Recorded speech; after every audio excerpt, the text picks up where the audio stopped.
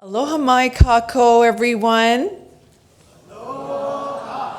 Wonderful. It's great to have you all here today, and welcome to our historic East-West Center, Inman Center right here in beautiful Manoa.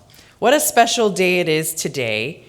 For those of you who don't know me, I'm Suzanne Var-Islam, president of the East-West Center, and I am delighted today to introduce Ambassador Chun Yungwoo and Consul General Lee Seo-young this afternoon, who I'm sure will be a fascinating, and that's why you're here, you're waiting for this fascinating and timely discussion on the North Korea-Russia alliance and what that means for the Indo-Pacific region. So thank you for coming out today and joining us. The East-West Center is honored to partner with the Consulate General of the Republic of Korea in Honolulu and the University of Hawaii at Manoa, the Center for the Indo-Pacific Affairs, and the Center for Korean Studies on this program. And we are thrilled to have students from a variety of universities, including the University of Hawaii at Manoa, Hawaii Pacific University, and Chaminade University. Now, before we begin, I certainly would like to invite our Consul General Lee, or General Lee, as we like to call him, to the podium to say a few words. Consul General Lee hosted the 11th annual U.S. ROK Alliance dinner last night to celebrate this ironclad alliance between our two countries. And thank you so much for inviting me to attend, and my husband.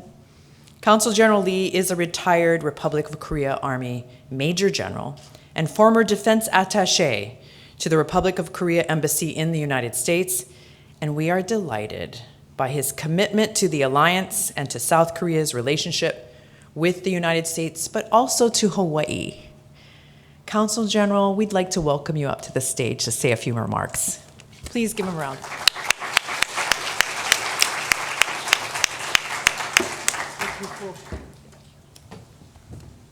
Susan, thank you for kind introduction.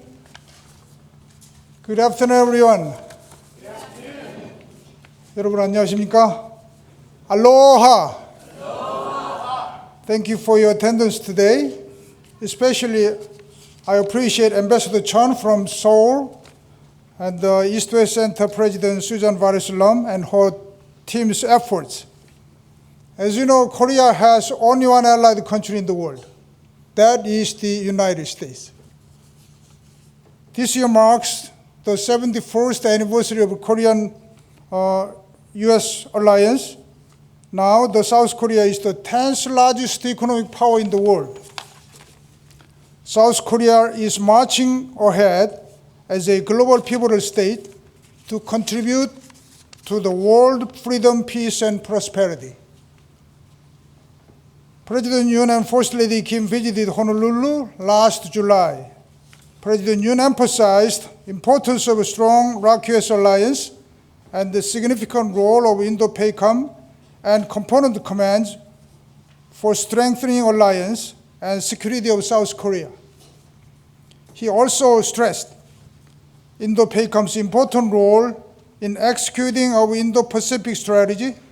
Now, South Korea and the United States alliance is ironclad, as she mentioned. South Korea-Japan relationship and South Korea-US-Japan trilateral security cooperation against North Korean nuclear and missile threats have been much improved during President Yoon's government. War in Ukraine has been almost 3 years now. North Korea sent more than 12,000 troops to Russia. We expect North Korea will get cutting-edge military technologies and economic support from Russia in return. In this security environment, new president and administration of the United States will be started in next January. I am sure Republic of Korea and the United States will maintain strong alliance in the future too, as we did in the past. I hope you get a great insight from Ambassador Chun, his speech, conversation, as he did important role of diplomacy in South Korea, United Nations, and concerning international issues. Thank you, mahalo. 감사합니다.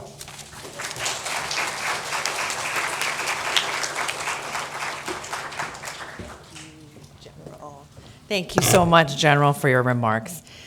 Now it is my pleasure to introduce Ambassador Chun Yungwoo. And before I call him up here, I'd like to read a little bit about his bio. He brings, obviously, a wealth of experience on this topic of North Korea and the Russian alliance. Ambassador Chun currently serves as the chairman and founder of the Korea Peninsula Future Forum, a think tank with a particular focus on national security issues. And I'm not sure, he probably has not a lot of time on his hands, but it's amazing. He's also a columnist for the Chosun Daily.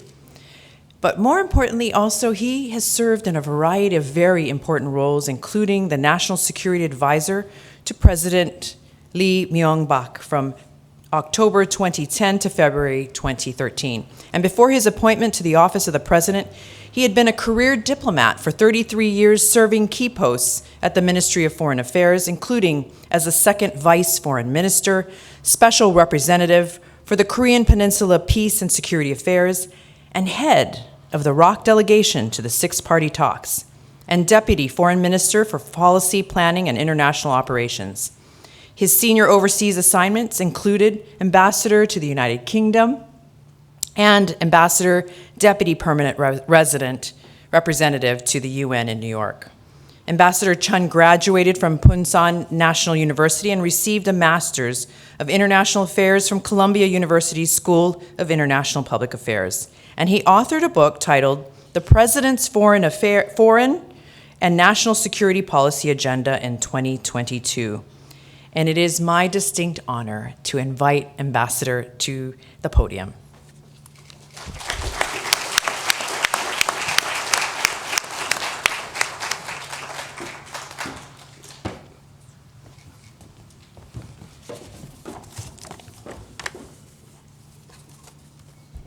Hello, good afternoon, ladies and gentlemen.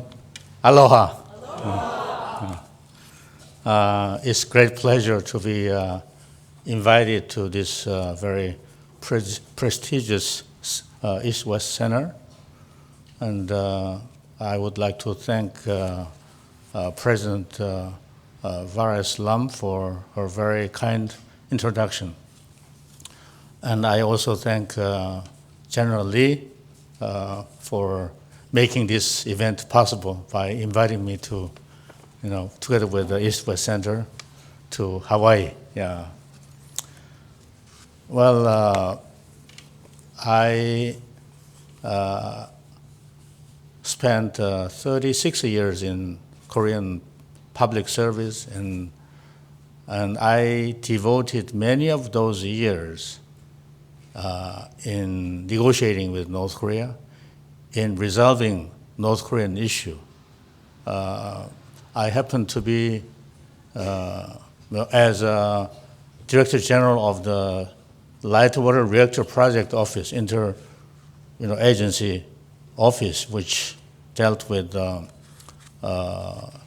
providing a nuclear power project into North Korea in return for North Korea's commitment to denuclearization under U.S. DPRK agreed framework of 1994. So we have been struggling for almost 30 years now to resolve North Korean issue. And I spent also more than 2 years as a head of ROK delegation to the six-party talks. I worked very hard with my American friend Chris Hill, Assistant Secretary of State for East Asia and Pacific, to resolve North Korean issue. But the fact is that I miserably failed. So I have nothing to be proud of in terms of my achievements in dealing with North Korea. The only thing I can be proud of is I was the first to resolve North Korean labor strife in North Korean history, when North Koreans employed in the light water reactor project, they demanded a five-fold increase in their wages. I resolved it by replacing North Korean labor with Uzbek labor. So that's one thing, one achievement I can share with you. But today I will confine my remarks to what's going on between North Korea and Russia and what that means for Indo-Pacific. I will have not much time to talk about what impact it will have on Europe. I understand that most of you will be interested in how it will affect geopolitical dynamics in East Asia and in this part of the world, in the Pacific.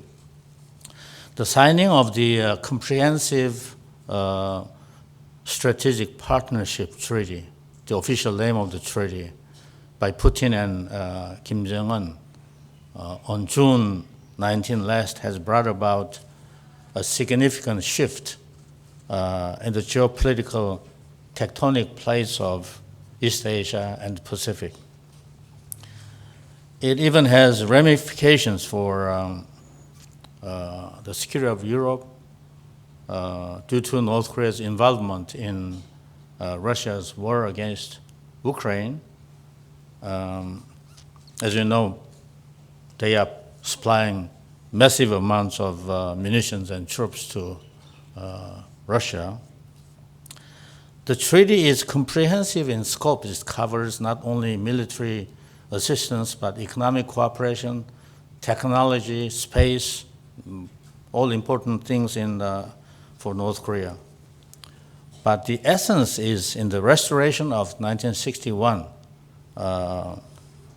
military alliance, which expired many years ago. This is an axis of the two most isolated and reprehensible leaders in the world, but united in their resolve to revenge against the West and the existing international order. The new treaty is formulated in such a way that Russia can choose or avoid military intervention from North Korea as it desires. It refers to domestic legislation, procedures. It also, in theory, is confined to, in its application, to when either party is under armed attack. But is there a distinction between armed attack and being attacked? I see no real difference in the eyes of Putin and Kim Jong Un. I have never heard that Putin describes his invasion of Ukraine as an invasion. Or North Korea still denies that it invaded ROK in 1950. More than 70 years, almost, more than 74 years now. They are still denying they ever invaded ROK. So, in theory, the text is applicable in the case of either North Korea or Russia being attacked. But you know what the practice is when they, are confused between attacking another country or being attacked. But what motivated North Korea to restore the alliance with Russia? I'll try to explain in the context of the twin important fundamental goals that North Korea is pursuing for regime survival, namely nuclear armament and economic development, what they call to become a strong and prosperous country. But as you know, nuclear armament comes before economic development for North Korea. That's a higher priority. But North Korea's nuclear armament stood in the way of economic development. They are mutually exclusive. So its economy was hit hard by tough UN Security Council sanctions, which were enacted in response to the sixth nuclear testing and the launch of Hwasong-15 ICBM towards the end of 2017. And to break out of this dire situation, what Kim Jong Un decided to do was to undertake two successive summit meetings with President Trump in 2018 and 2019 in Singapore and Hanoi, respectively, in order to get the sanctions lifted. As we all know, he miserably failed. So he also held three summits meetings with Xi Jinping.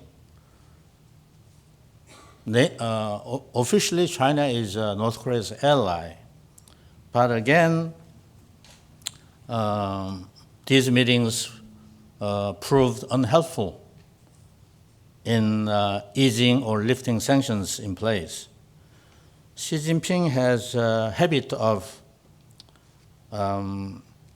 giving good lectures on the virtues of denuclearization in a rather condescending manner to all his neighbors in Asia. But I think he was not willing to take risk of any further deterioration in China-U.S. relations to protect North Korea. That's what I understand from China's policy at the time. And Russian invasion of Ukraine just came at a moment when Kim Jong Un's all attempts at sanctions relief were exhausted, and North Korea's economic problems were compounded by 3 years of a border closure, which was enforced as a way of fending off COVID-19. Kim Jong Un seized this opportunity to make a dramatic shift in foreign policy by going all in for Russia. Russian invasion of Ukraine gave Kim Jong Un a once-in-a-lifetime chance to resolve North Korea's existential problems once and for all. Let me recall the UN General Assembly resolution of March the 2nd, 2022, right after the Russian invasion, which condemned Russian aggression and demanded withdrawal of Russian troops from Ukraine. In this resolution, North Korea was among only 4 UN member states which stood on Russian side. This dramatic shift is erratic even by North Korean standards, in that it denies North Korea's own long-standing adherence to the principles of respect for sovereignty and territorial integrity in the conduct of international relations. And as such, North Korea took the fatal risk of even legitimizing any the U.S. right to use force against North Korea itself. Because if Russia had a reason to invade Ukraine, U.S. has, I think, more than 108 reasons to invade North Korea, right? To comply with, to implement Security Council resolutions. And among the 4 outlier states which stood on the Russian side in the UN GA resolution, North Korea is the only one which went as far as supplying massive amounts of arms and troops to Russia. This means that when Putin was most isolated and in desperate need, Kim Jong Un turned out to be the only loyal friend in the world that Putin could count on. North Korea began to behave like Russia's de facto military ally from the outset of Russia's invasion of Ukraine, and the signing of the treaty is, in my view, nothing more than an official recognition of the evolving relations between North Korea and Russia. But what can North Korea gain from this alliance? I think starting from in terms of North Korea's national security, I think North Korea found a savior in Russia. North Korea obtained a security guarantee through the alliance treaty against what it usually perceives as U.S. hostile policy.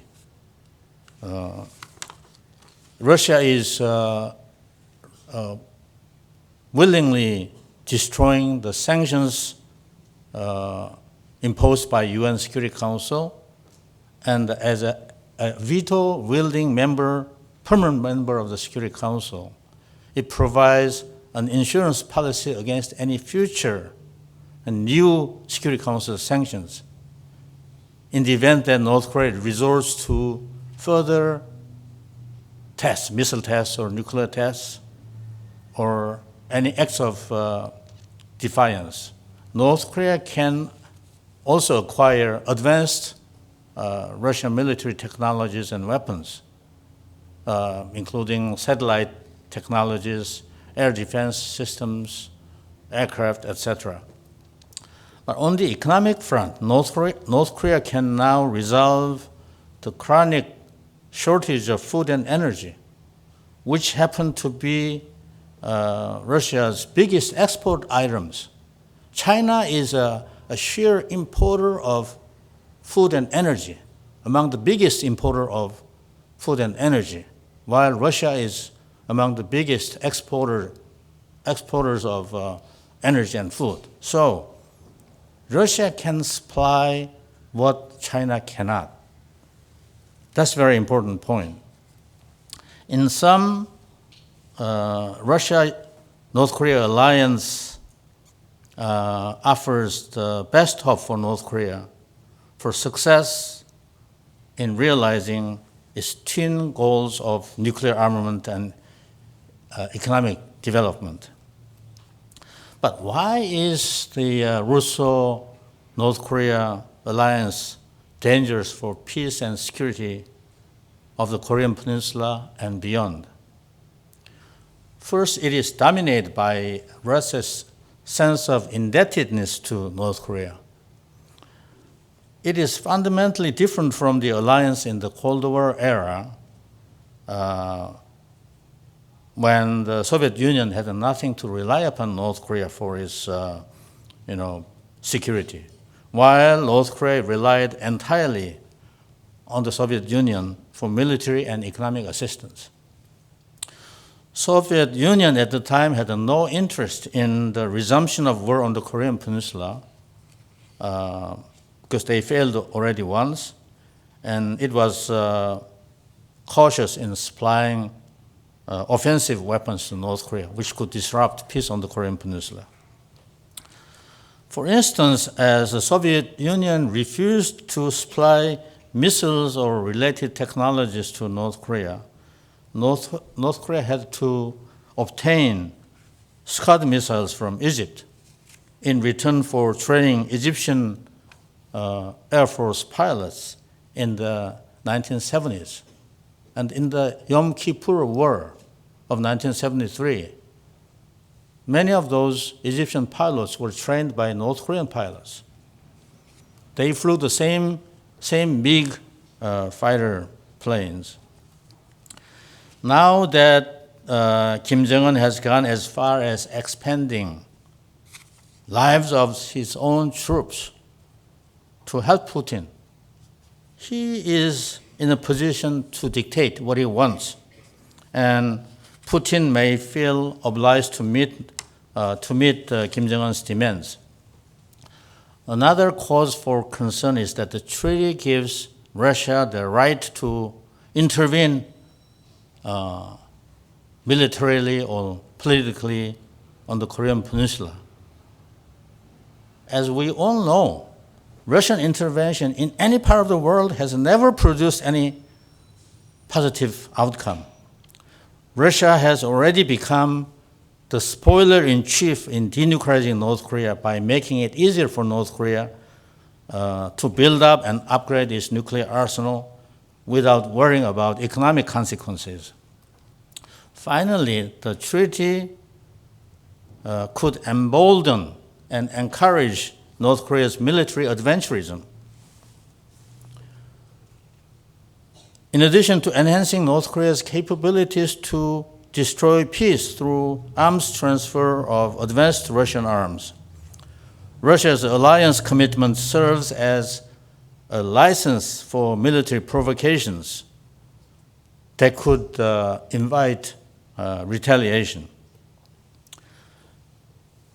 Now, how will it change the geopolitical landscape and security dynamics of Eurasia and East Asia in particular? North Korea-Russia alliance adds toxicity and volatility to geopolitics of Eurasia. It is all the more dangerous in that it completes the formation of a triangular anti-West coalition among China, Russia, and North Korea. You know that the Sino-North Korea alliance of 1961 is frayed and almost forgotten, but legally it is still in effect.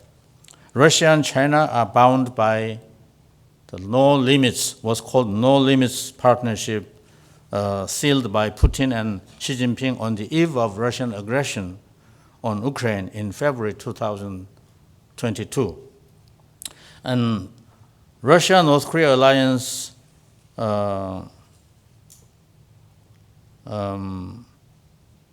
aligns the three states against U.S. ROK-Japan coalition.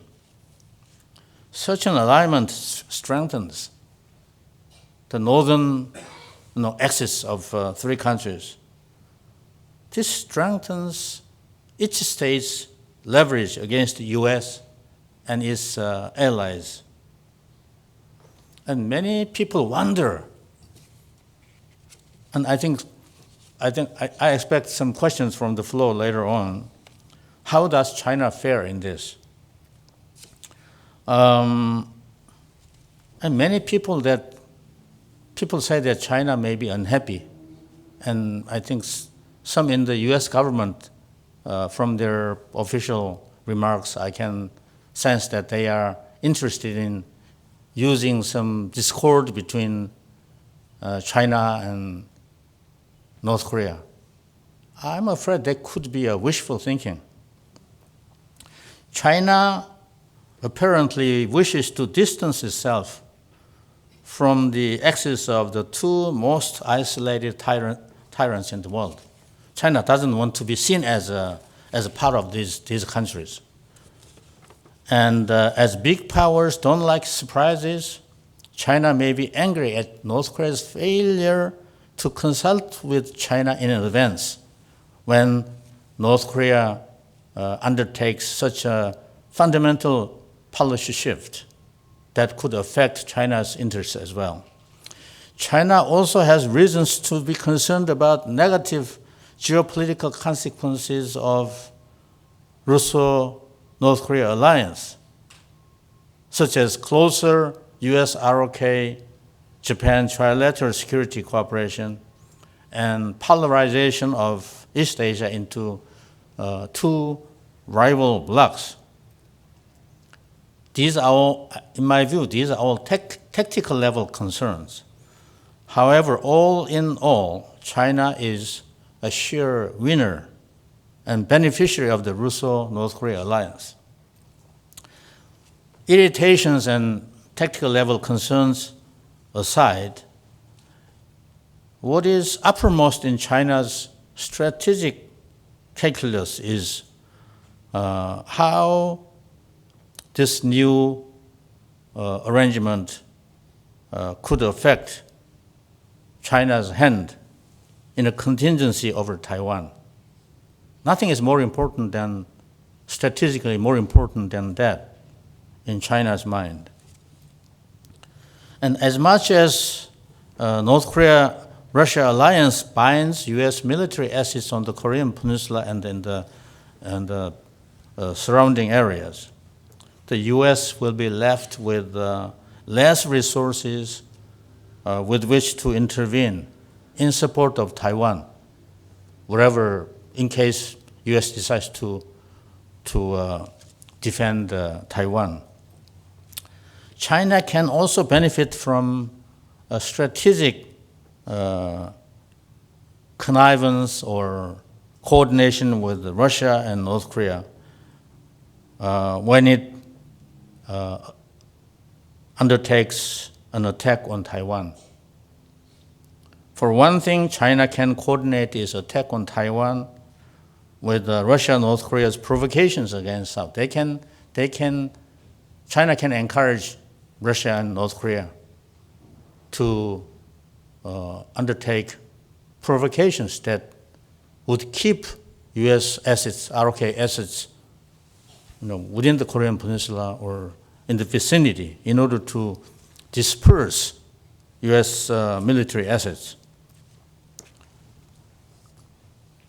Such strategic gains, in my view, far outweigh whatever tactical losses China may incur as a result of Russo-North Korea alliance. But there are challenges for,